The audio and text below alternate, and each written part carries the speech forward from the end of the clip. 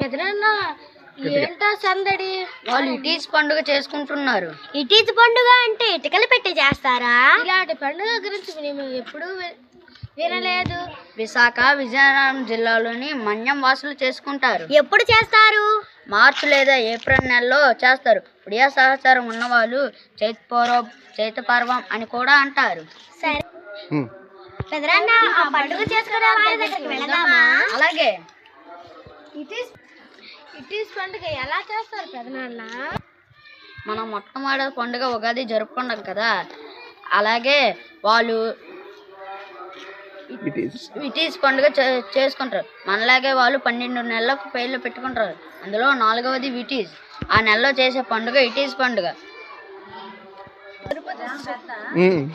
వారి వెసులుబాటును అనుసరించి గ్రామస్తులంతా సమావేశం పెడతారు. శుక్రవారం చాటింపు వేస్తారు. ఆ శుక్రవారం నుండి పండగ ప్రారంభం అవుతుంది. అబ్బా, ఆ ఇంటి ముందు గోడలపై ఆ ముగ్గురు మామిడాకు తోరణాలు ఎంత బాగున్నాయో. పండగ జరగడానికి ముందు ఇలా అలంకరించుకుంటారు.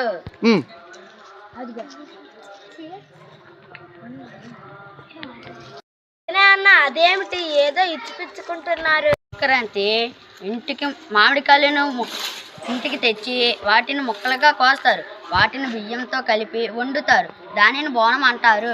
ఈ బోనాన్ని దేవుడికి నైవేద్యంగా సమర్పిస్తారు. ఆ తర్వాత ఏం చేస్తారు నాన్న? రెండవ రోజు రొడ్డ కనుసు చేస్తారు. రొడ్డ కనుస అంటే ఏమిటి? రొడ్డ అంటే మామిడి సీతాఫలం ఆకులు, కనుసు అంటే ఊరేగింపు. రెండవ రోజు ఆకులు కట్టుకుంటారు. తలకు పక్షికలు పెట్టుకుంటారు. ముఖంపై నలుపు తెలుపు చారులుగా పూసుకుంటారు. పనసకాయను జంతు తలగా ఆకారం చేస్తారు. దానిపైకి బాణాలు వేస్తారు.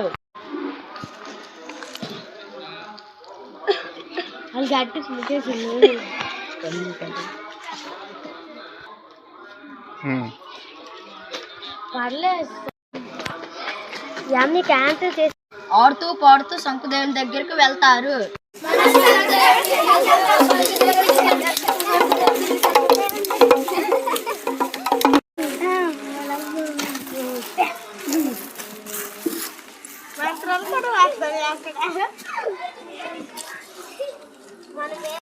శంకుదేవుని దగ్గరికి ఎందుకు వెళ్తారా పెదనాన్న? శంకుదేవుని కొరకు ప్రతి ఇంటి నుండి గుప్పుడు చొప్పున విత్తనాలు బియ్యం సేకరిస్తారు. గుడి దగ్గర బియ్యం వండి నైవేద్యంగా పెడతారు. మనం వండిన బియ్యం నైవేద్యంగా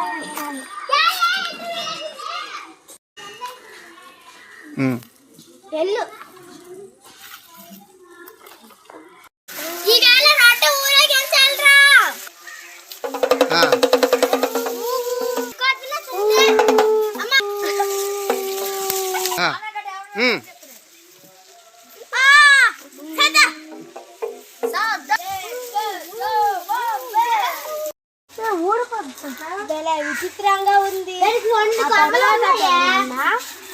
ఆ తర్వాత 3 నుండి 6 రోజుల్లో ఏదో ఒక రోజు గ్రామస్తులు వేటకు వెళ్తారు. వేటకు వెళ్ళని వాళ్ళని వరుసైన వాళ్ళు ఎగతాళి చేస్తారు.